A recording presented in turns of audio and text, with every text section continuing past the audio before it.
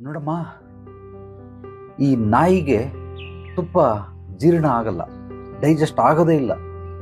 ಅದು ವಾಮಿಟ್ ಮಾಡ್ಕೊಳ್ಳುತ್ತೆ, ವಿಚಿತ್ರವಾದ ಕಾಯಿಲೆಗಳೆಲ್ಲ ಬಂದ್ಬಿಡ್ತವೆ. ಆದ್ದರಿಂದ ನಾಯಿಗೆ ಯಾರು ತುಪ್ಪ ಕೊಡೋದಿಲ್ಲ.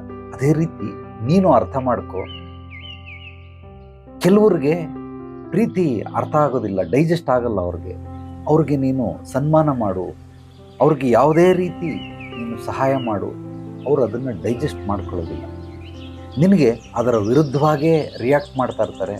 ನೀನು ಹರ್ಟ್ ಮಾಡ್ಕೊಳ್ತೀಯ, ನನಗೆ ನೋವಾಗ್ತಾ ಇದೆ, ದುಃಖ ಆಗ್ತಾ ಇದೆ ಅಂತ ಬಂದು ಹೇಳ್ತಾ ಇದೆಯಾ. ಆದರೆ ನಾಯಿಗೆ ಯಾಕೆ ತುಪ್ಪ ಕೊಟ್ಟೆ? ಅದಕ್ಕೆ ಡೈಜೆಸ್ಟ್ ಆಗುತ್ತಾ ಇಲ್ವಾ? ಕೆಲವೊಂದು ಮಾತುಗಳು, ಕೆಲವೊಂದು ವಿಚಾರಗಳು, ಕೆಲವೊಂದು ಕಲೆಗಳು, ವಿದ್ಯೆಗಳು, ಸೂಕ್ಷ್ಮಾತಿ ಸೂಕ್ಷ್ಮ ವಿಚಾರಗಳು ಕೆಲವೊಬ್ಬರಿಗೆ ಡೈಜೆಸ್ಟ್ ಆಗೋದಿಲ್ಲ. ಇದನ್ನು ನೀನು ನಾರ್ಮಲ್ ಆಗಿರೋ ವಿಚಾರನೇ ಡೈಜೆಸ್ಟ್ ಆಗಲಿಲ್ಲ ಅಂದರೆ ಇನ್ನು ಎಕ್ಸ್ಟ್ರಾರ್ಡಿನರಿ ವಿಚಾರಗಳು ಹೇಗೆ ಡೈಜೆಸ್ಟ್ ಆಗ್ತವೆ? ಅದಕ್ಕೋಸ್ಕರ ನಾಯಿಗೆ ತುಪ್ಪ ಕೊಡಬೇಡ. ಚೆನ್ನಾಗಿ ಅರ್ಥ ಮಾಡ್ಕೋ, ತುಪ್ಪ ಯಾವ ಪ್ರಾಣಿ ತಿನ್ನುತ್ತೆ, ಯಾವ ಪ್ರಾಣಿ ಇಷ್ಟಪಡುತ್ತೆ, ಯಾವ ಪ್ರಾಣಿ ಇಷ್ಟಪಡಲ್ಲ ಅನ್ನೋದು ನಿನಗೇನಾದರೂ ಗೊತ್ತಾದರೆ ಅಂಥವಕ್ಕೆ ಮಾತ್ರ ಅಂತಹ ಆಹಾರ ಪದಾರ್ಥಗಳನ್ನು ನೀಡಬೇಕು. ಆಗ ಆರೋಗ್ಯ ಚೆನ್ನಾಗಿರುತ್ತೆ. ನೀನು ಅಷ್ಟೇ ಯಾರಿಗೆ ಯಾವುದನ್ನು ಹೇಳಬೇಕು, ಹೇಳಬಾರ್ದು.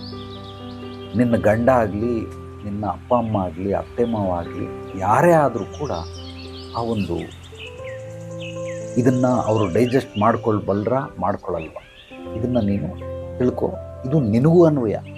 ಬೇರೆಯವ್ರು ಹೇಳಿದ್ದನ್ನು ನಿನಗೆ ಡೈಜೆಸ್ಟ್ ಆಗುತ್ತೋ ಇಲ್ವೋ, ಆಗುವಂಥದ್ದನ್ನು ಮಾತ್ರ ಕೇಳು. ಆಗದೇ ಇರೋವಂಥದ್ದನ್ನು ಖಂಡಿತವಾಗ್ಲೂ ತಿನ್ನಕ್ಕೆ ಹೋಗಬೇಡ, ರಿಜೆಕ್ಟ್ ಮಾಡ್ಬಿಡು. ತಿನ್ನು ಅಂದರೆ ಈ ರೀತಿಯಲ್ಲ, ಈ ಕಿವಿಯಿಂದ ಕೆಲವೊಂದು ವಿಚಾರಗಳನ್ನು ನಾವು ತಿಂತೀರಿ, ಶಬ್ದಗಳ ಮೂಲಕ ಬರುವಂಥ ಮಾತುಗಳು, ಅದನ್ನು ನಿಲ್ಲಿಸ್ಬಿಡು.